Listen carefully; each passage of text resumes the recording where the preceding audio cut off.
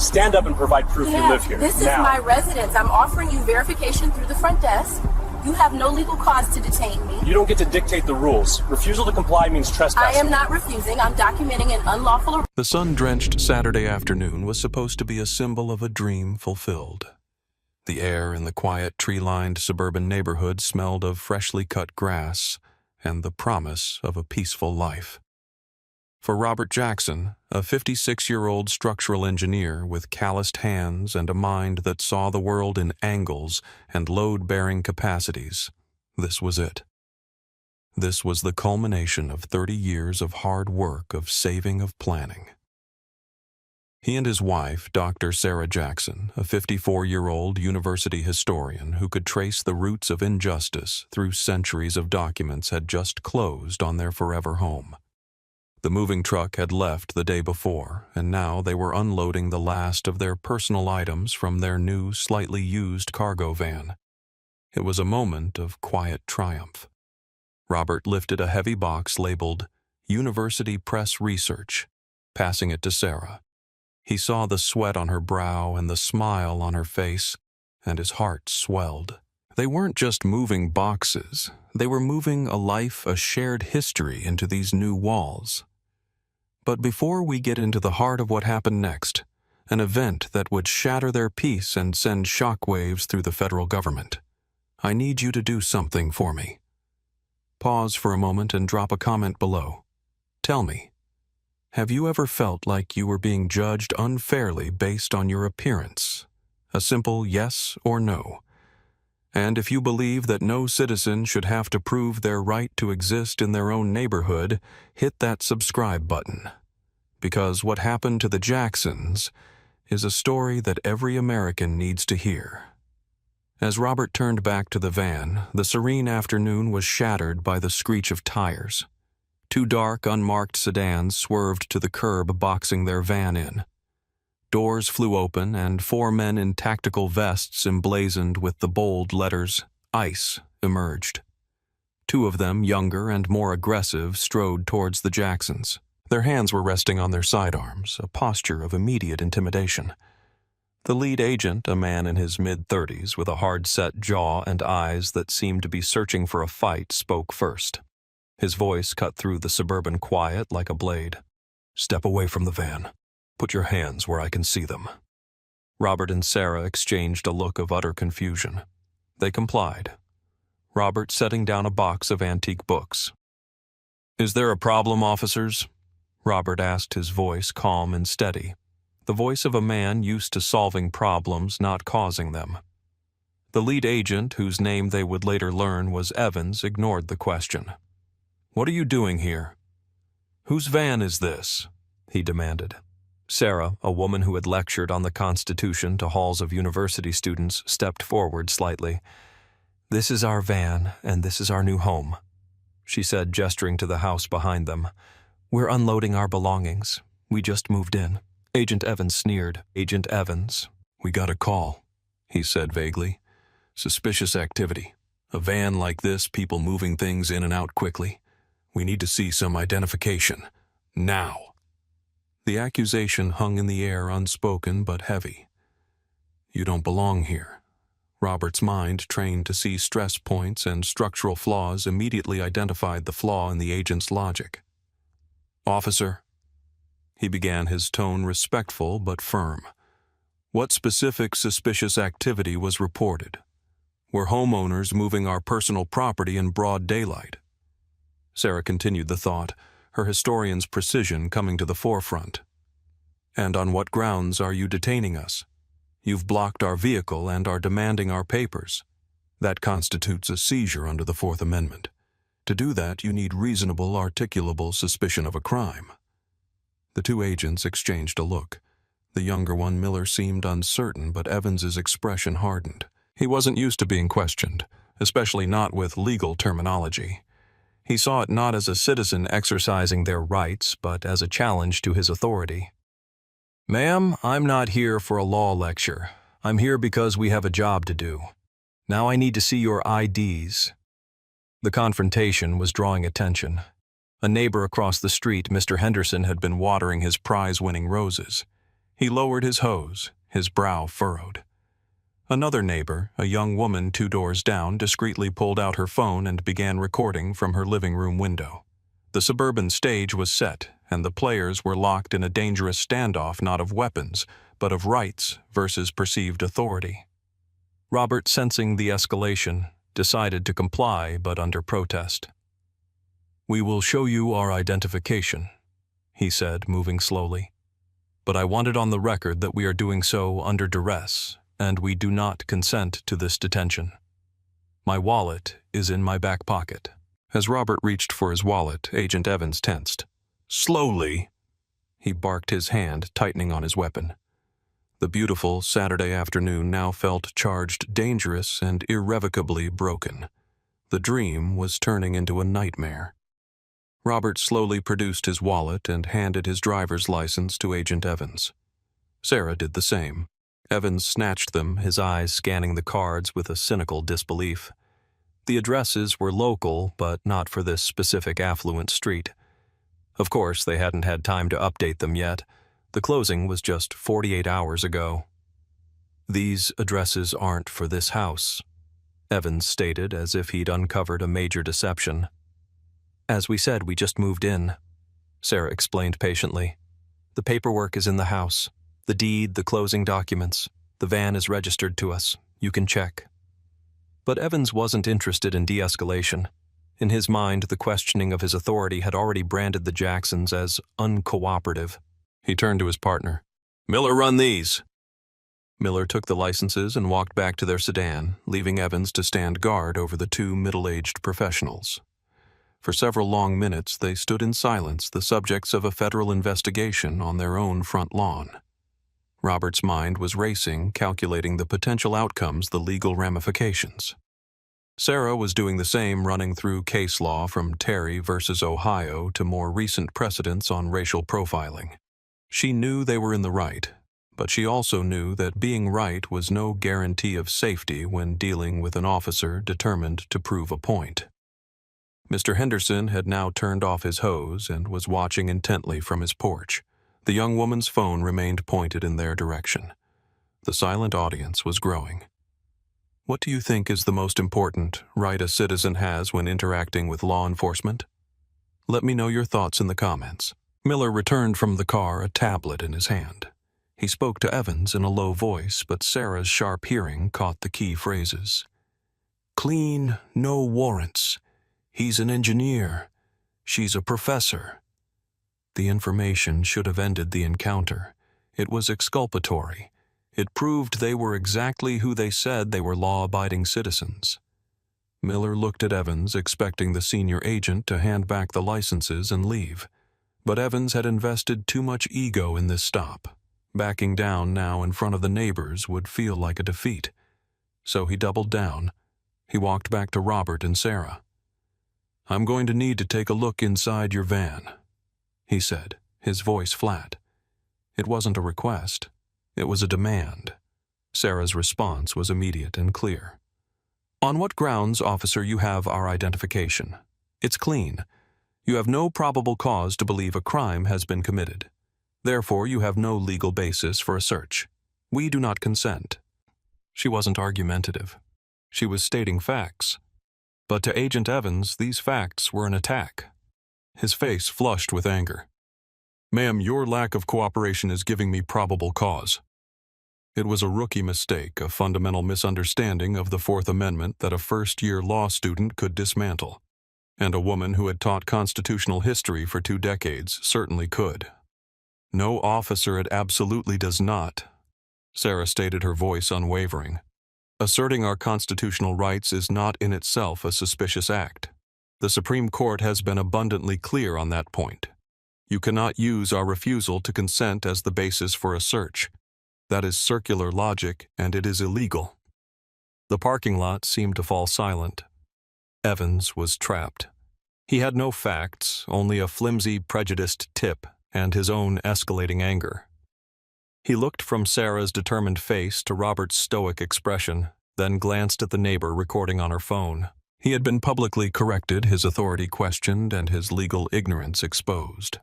For a man like Evans, this was an intolerable humiliation. And in that moment, he made a decision that would not only ruin his career, but would also cost the U.S. government millions of dollars. He decided to assert his power in the only way he had left.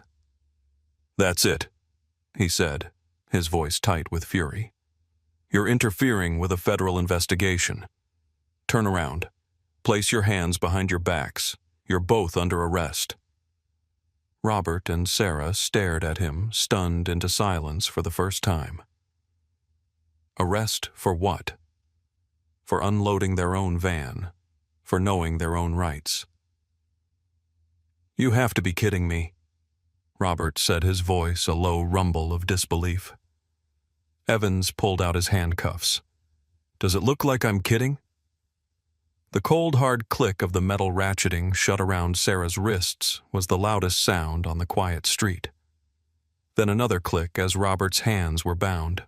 The historian and the engineer handcuffed on their own property, arrested for the crime of moving while black.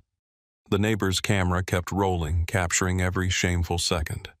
The ride to the federal processing center was silent and surreal. Robert and Sarah sat in the back of the sedan, the hard plastic seats a stark contrast to the leather of their own car.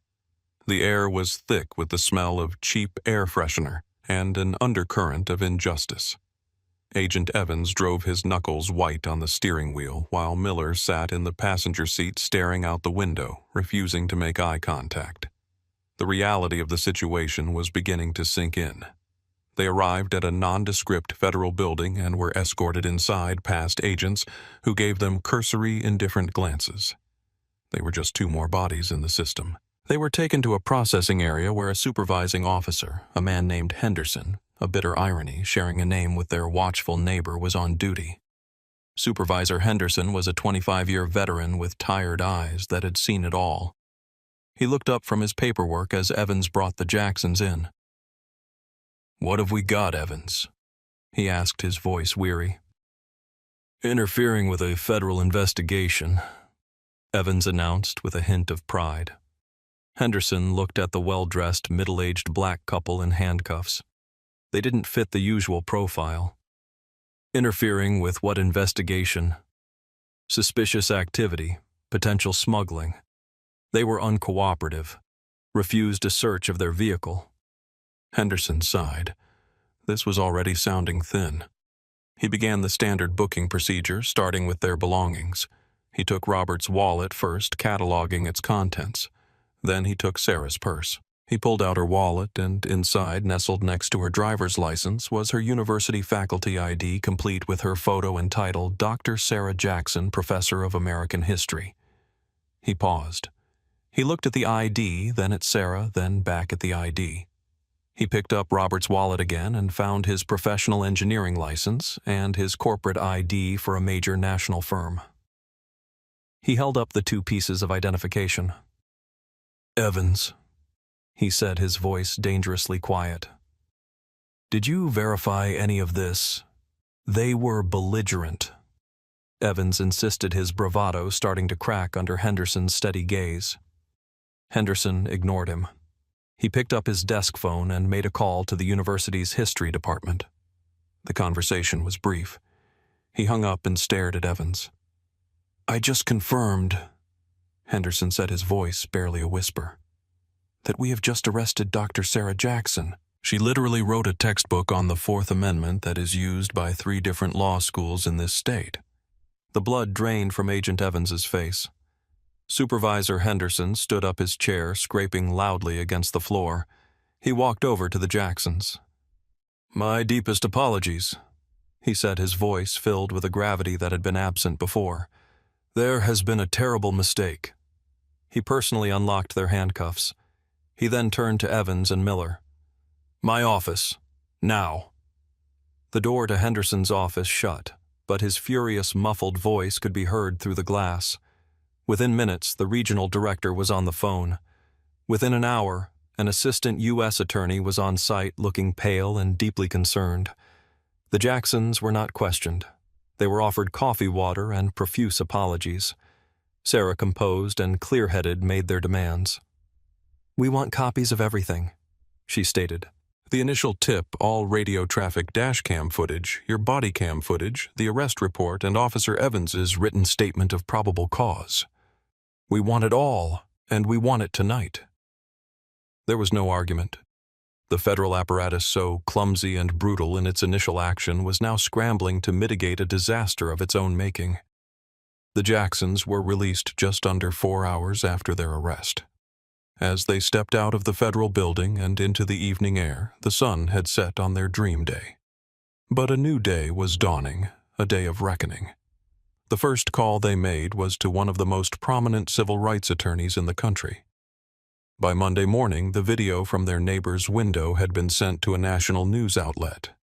By Tuesday, ICE arrests professor for unloading van was the top headline across the country. The video was everywhere, a stark, undeniable visual of government overreach. The lawsuit was filed a week later. It was a masterpiece of legal argumentation detailing every constitutional violation with chilling precision. It alleged unlawful detention, false arrest, malicious prosecution, and racial profiling in violation of the 4th and 14th Amendments. It named Agent Evans and Agent Miller individually, and it named the United States government as the defendant. The story exploded, igniting a national firestorm over racial profiling and the accountability of federal agents. The lawsuit set in motion a chain of events that could not be stopped. The Department of Justice opened an immediate and aggressive internal investigation. They pulled Agent Evans's and Agent Miller's files. The findings were staggering. Over a 5-year period, Agent Evans had initiated stops and searches of Black and Latino citizens at a rate nearly 4 times that of his peers. His arrest record showed a clear pattern of charging individuals with interference or resisting when his initial suspicions proved baseless, a classic tactic to cover up a bad stop. Agent Miller had been his partner for 18 months and had never filed a single complaint. The suspicious tip that started the whole ordeal was traced back to a call from a known local agitator with a history of making racially biased 911 calls. The entire foundation of the stop was rotten from the start. Agent Evans and Agent Miller were fired within a month, their careers in federal law enforcement over. But the Jacksons and their legal team pushed for more than just 2 terminations. They wanted systemic change. They argued in court that this wasn't about 1 or 2 bad apples, but about a poisoned tree, a culture that allowed and even encouraged such biased policing. The case never made it to a jury. Faced with the irrefutable video evidence and the damning internal investigation, the government's attorneys knew they had no defense. They entered into settlement negotiations. The Jacksons were not interested in a quick payday. They wanted accountability that would be felt across the entire agency. 9 months after that sunny Saturday was turned into a nightmare, a federal judge signed off on the settlement. The United States government would pay the Jackson family $5.9 million. It was one of the largest settlements of its kind in U.S. history. In her only public statement delivered on the courthouse steps, Dr. Sarah Jackson was clear. This was never about the money, she said, her husband Robert standing steadfast by her side. This was about ensuring that what happened to us never happens to anyone else.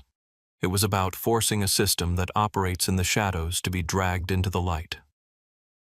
The story of the Jacksons became a turning point. Their case, Jackson versus United States, became required reading in law enforcement academies nationwide. The video of their arrest was used as a definitive training tool on what not to do.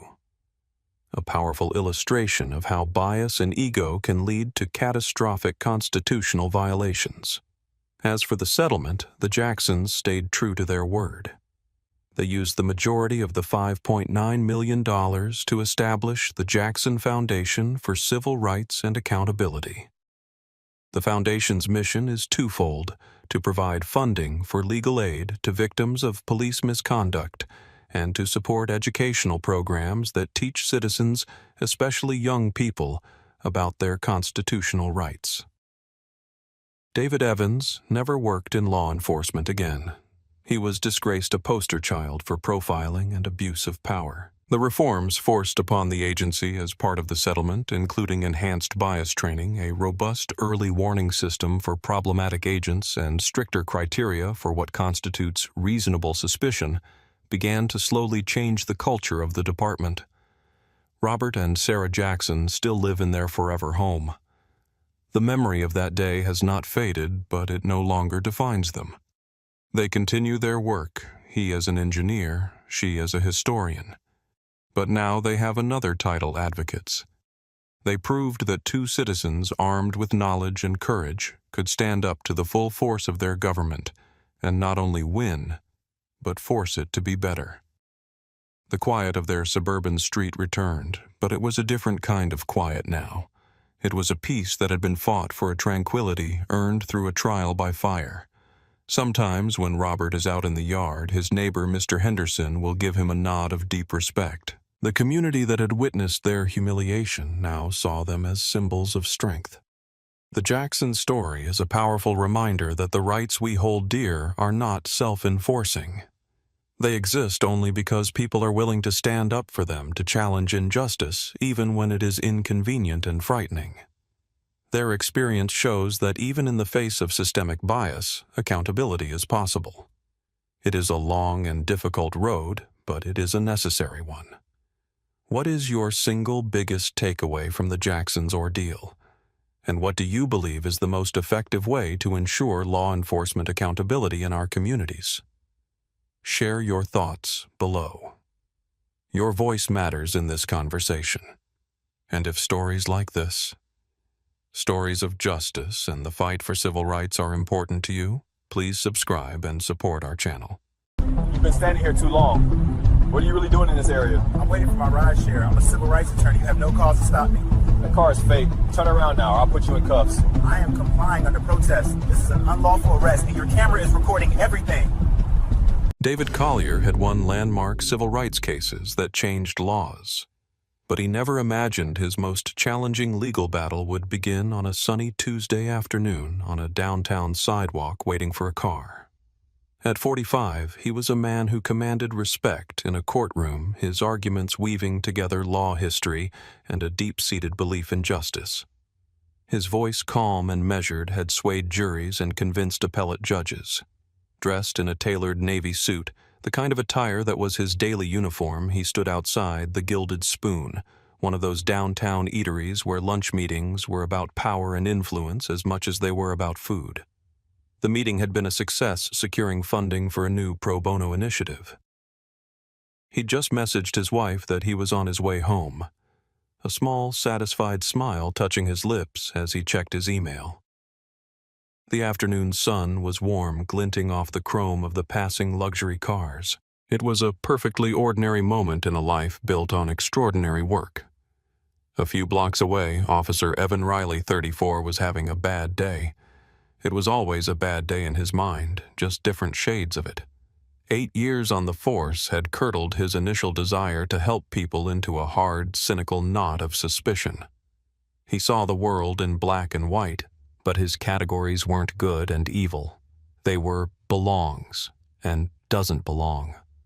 And his gut, he believed, was never wrong about which was which. His personnel file told a different story.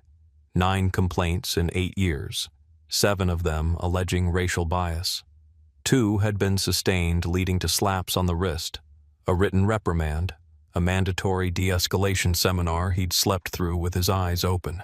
The other complaints had evaporated into the bureaucratic ether, dismissed for insufficient evidence. His supervisors saw him as a bulldog, aggressive and results-oriented, but lacking a certain finesse. Riley saw himself as a frontline soldier holding back the tide of urban decay. As he drove his patrol car slowly down the affluent boulevard, his eyes scanned the landscape, not for crimes in progress, but for anomalies. His gaze swept over business people in suits, women with expensive shopping bags, and then it locked onto David Collier. Riley's brain, conditioned by years of unchecked prejudice, processed the image instantly. Black man, expensive suit, standing alone outside a high-end restaurant. The equation didn't compute. In Riley's world, a man like that didn't just stand there. He had to be a driver waiting for his boss, maybe. But he was too well dressed for that. He had to be looking for trouble. A drug deal. Casing the joint for a robbery. His mind churned through a Rolodex of negative stereotypes, skipping right past successful attorney or respected community member. Yeah. The very presence of David Collier on that particular sidewalk was to Officer Riley a disruption of the natural order, a problem that needed to be solved. He didn't see a man. He saw a threat. He pulled the patrol car over to the curb, the engine still running, and stepped out onto the pavement, the leather of his duty belt creaking. The afternoon sun cast a long shadow behind him as he began to walk toward the man who had simply, by existing, become his target. Officer Riley didn't approach David with a question. He approached with an accusation. His steps were heavy, deliberate, the sound of his boots on the sidewalk a clear announcement of authority. He stopped a few feet from David, planting his feet in a wide, confrontational stance, his hand resting casually yet menacingly on the grip of his holstered firearm. "You got business around here?" he asked. The question hung in the air, thick with insinuation. It wasn't a friendly inquiry from a beat cop. It was a challenge. David looked up from his phone, his expression shifting from relaxed focus to mild surprise. He took in the officer's posture, the hard set of his jaw, the suspicion in his eyes. He had seen this look 1,000 times before on the faces of opposing counsel on witnesses, and too often on the faces of law enforcement officers just like this one. It was a look that judged, condemned, and dismissed all at once. He maintained his composure, a skill honed through years of navigating tense depositions and hostile cross-examinations. "Good afternoon, Officer David," said, his voice even and calm. "I'm just waiting for my ride share." He offered a polite professional nod, the kind of gesture he would make to a court bailiff. He expected the explanation to suffice to be the simple end to a simple misunderstanding. He was wrong. Riley's lips tightened into a sneer. The man's calmness felt like arrogance to him. A common street tough would have been nervous, maybe stammered an excuse. This man's confidence was in Riley's mind a form of defiance. A ride share, Riley repeated, drawing the words out as if they tasted foul. "Right. You've been standing here for 10 minutes. I've been watching you." The lie was effortless, designed to destabilize, to put his target on the defensive. In reality, Riley had seen him for less than 60 seconds. David's internal alarm, long calibrated to detect the subtle frequencies of racial profiling, began to ring. He had advised countless clients in this exact situation, "Stay calm, don't argue, state the facts clearly." "I assure you, officer, I just finished a meeting and booked a car a few minutes ago. It should be here any second." He held up his phone slightly as if to show the app a modern-day proof of purpose. But Officer Riley wasn't interested in proof. He was interested in confirmation of his own bias. "I don't care what your phone says. People don't just loiter in this neighborhood. Why don't you tell me what you're really up to?" The accusation of loitering was a classic pretext, a legal-sounding word thrown around to justify harassment. David knew it well. He'd had laws rewritten to narrow its definition and prevent this exact kind of abuse. The irony was bitter. "Officer, with all due respect, I am not loitering. I am waiting for transportation from a place where I was a paying customer," he said, gesturing with a slight tilt of his head toward the gilded spoon. There is no cause for this interaction. This assertion of his rights, spoken calmly and factually, was like gasoline on a fire. To Riley, it wasn't a statement of law. It was a challenge to his authority. He took a step closer, invading David's personal space. "I'll decide what's cause and what isn't. Now I'm going to ask you again what's your business here, and you better give me an answer I like." The threat was no longer veiled. The sunny downtown street suddenly felt like a closing trap. The ordinary moment had evaporated, replaced by the cold, familiar dread of an encounter that had nothing to do with the law and everything to do with the color of his skin. David understood this was no longer a conversation. It was a confrontation spiraling downward, guided by the officer's unshakable prejudice. He had reached the point where he had to make a choice. He could continue to passively explain himself, a strategy that was clearly failing, or he could introduce a fact so undeniable it would have to puncture the officer's biased reality. He chose the latter. "Officer, my business here is my own. But since you seem to require justification for my presence, I am a civil rights attorney," David stated, his voice remaining level, betraying none of the frustration building within him. He reached slowly into the inner pocket of his suit jacket, a deliberate and non-threatening movement he knew was being scrutinized. He pulled out his wallet and, from it, a hard plastic card. "This is my State Bar Association identification card. You are welcome to verify it." He held out the card. It was a simple object, his picture, his name, David Collier, Esquire, and the official seal of the State Bar. In any reasonable world, this would have been the end of it. It was verifiable official proof of his profession and his legitimacy. It was a key that should have unlocked the officer's rigid suspicion and ended the encounter with a mumbled apology. But Officer Evan Riley's mind was not a reasonable place. His bias was a fortress, and David's evidence was not a key, but a cannonball bouncing harmlessly off its walls. Riley glanced at the ID card with utter contempt. He didn't even take it. He let out a short, sharp laugh, a sound devoid of humor.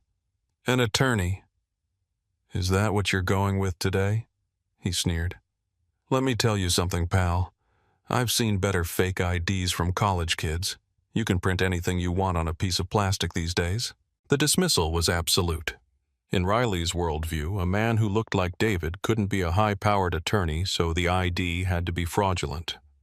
His professionalism wasn't evidence of his station. It was part of the con. David's calm demeanor, his expensive suit, his articulate speech, it was all just a more sophisticated act than what he was used to on the streets. This belief was so deeply ingrained that it overrode the physical evidence presented to him. He was looking at reality and choosing to see a lie because the truth was incompatible with his prejudice. "You think you're smart, don't you? Coming out here in your fancy suit with your fake lawyer card?" Riley continued, his voice rising in volume, drawing the attention of a couple walking past. "Impersonating an attorney is a serious offense. You're in a lot of trouble." The accusation was staggering in its absurdity. David Collier, who had argued before the state Supreme Court, was being accused of faking his own identity. The situation had tipped over from harassment into a surreal, dangerous fiction authored entirely by the officer in front of him. "Officer, that is a legitimate state-issued credential," David said, his patience finally beginning to fray. "My bar number is on that card. You can call it in and verify my identity and my standing with the bar in less than 2 minutes. I am asking you professionally to do that now." He was offering a lifeline, a final chance for procedure and fact to prevail over prejudice. He was, in effect, trying to de-escalate using the very tools of the system the officer represented. But Riley wasn't an agent of that system anymore. He was an agent of his own biases.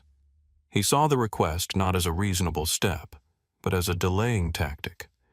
Another trick from a man he had already convicted in his mind. He shook his head slowly, a grim smile on his face. "We're past that. I'm not calling anyone. You've lied to me, and you're refusing to cooperate." The trap was about to spring.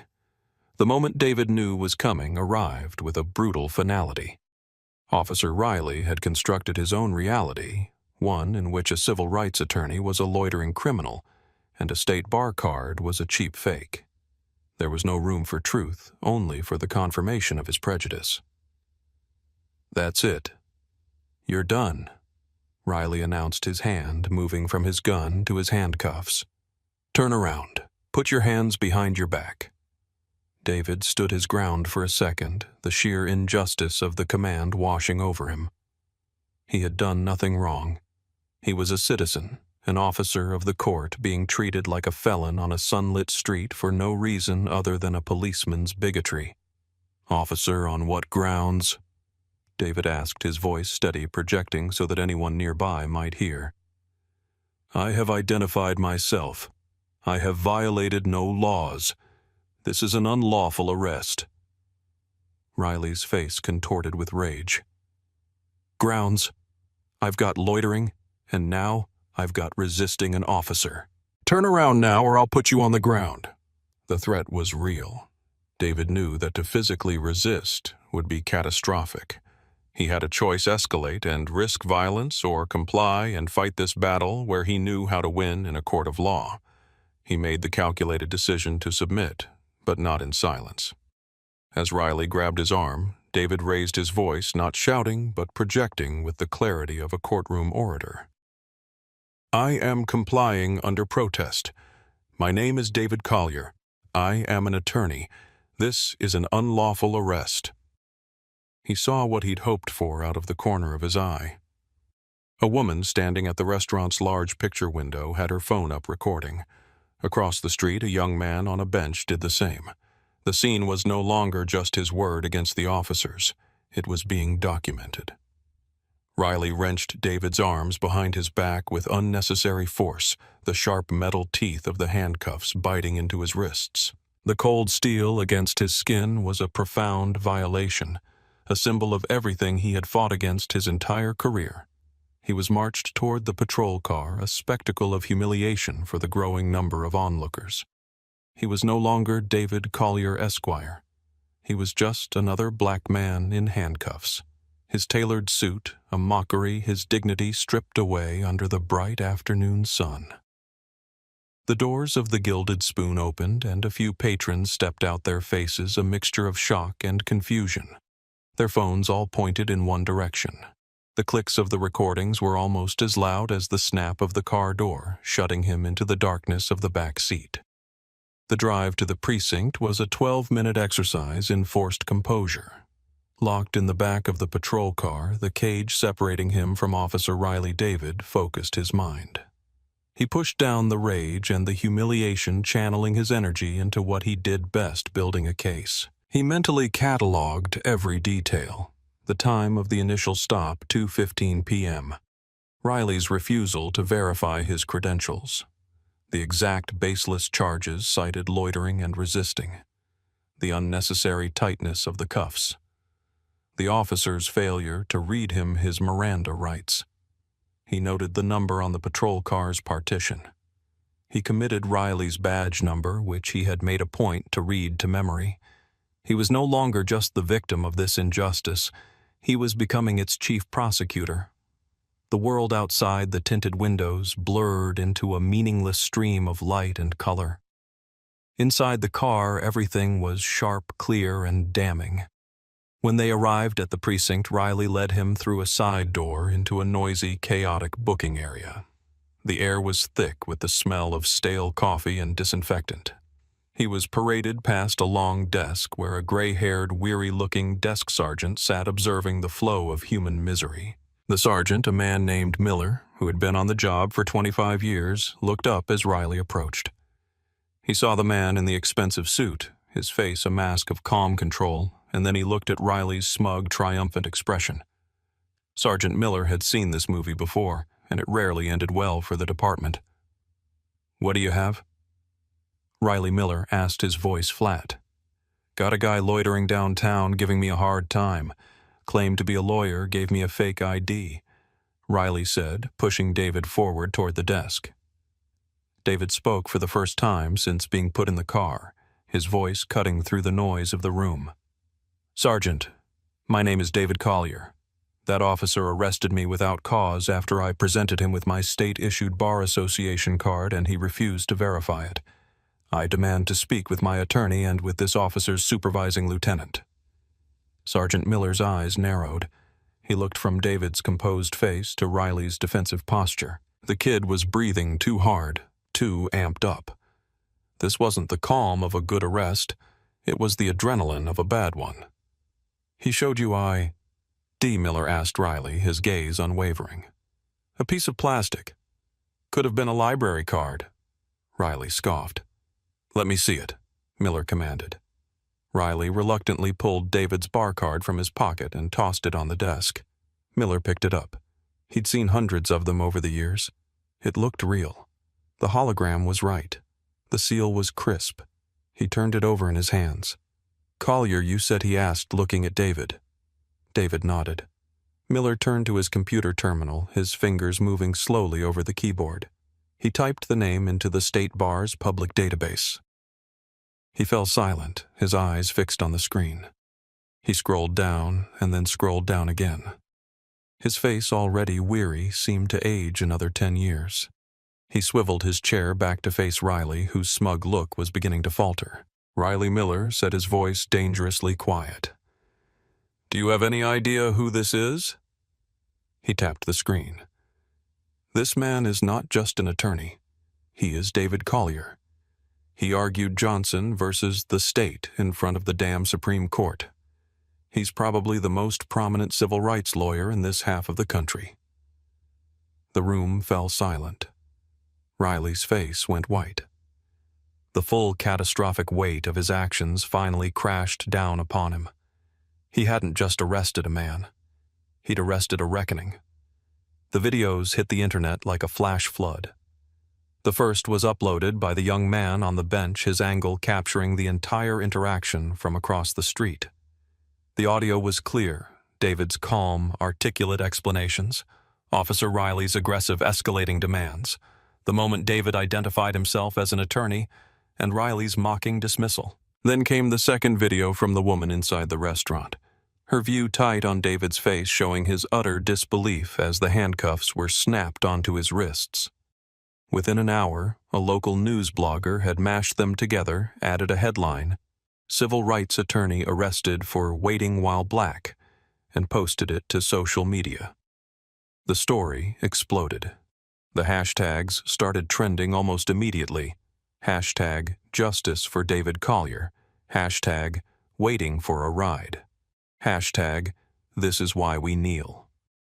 It was shared by celebrities, by politicians, by civil rights activists, and by tens of thousands of ordinary people who saw in the video a stark, undeniable example of American injustice. The footage was raw and infuriating. It showed a man being stripped of his dignity for no reason, his professional standing and calm demeanor treated not as assets, but as provocations. By the time David was released from the precinct, a process hastily expedited by a panicked police lieutenant who offered a stuttering, inadequate apology. The story was the lead item on every local news station and was rapidly gaining traction on national cable news.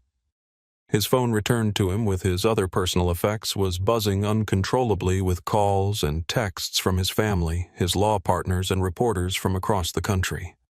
News vans were already camped out on the street in front of the precinct. The public condemnation was swift and universal. The state chapter of the ACLU released a blistering statement calling the arrest an object lesson in the corrosive effects of racial profiling. The president of the State Bar Association held an impromptu press conference calling Officer Riley's actions a disgrace to the uniform and an attack on the rule of law. The police department's communications office went into crisis mode, releasing a boilerplate statement that they were aware of the incident and that an internal investigation is underway. The statement did nothing to quell the firestorm. The video was the evidence, the trial, and the verdict all in one. The court of public opinion had already convicted Officer Riley and the system that empowered him. The story was no longer about a simple street encounter. It was a national conversation about race power and policing in America, and David Collier, against his will, had become its face. The lawsuit landed on the city clerk's desk exactly 1 week later. It was not a simple complaint. It was a meticulously crafted 50-page indictment of a broken system written by David and his partners. The document was surgical in its precision.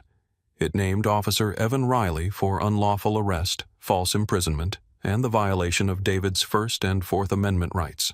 It named the police department and the city for systemic failures, citing a pattern of deliberate indifference to Officer Riley's long and documented history of racially biased conduct.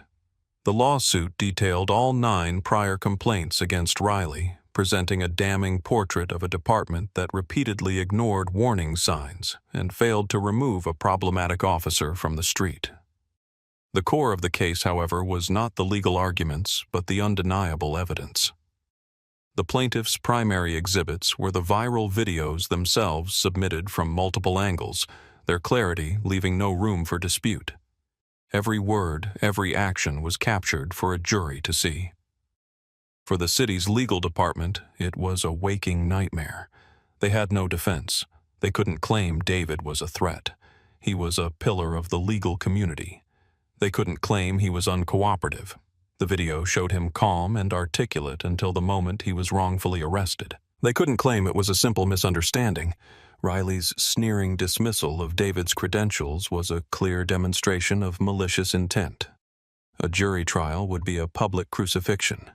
David Collier, one of the most skilled litigators in the state, would be the star witness in his own case, recounting the humiliation he endured. The videos would be played on a giant screen in the courtroom over and over again. Officer Riley would be forced to testify and be cross-examined, his flimsy justifications collapsing under the slightest scrutiny.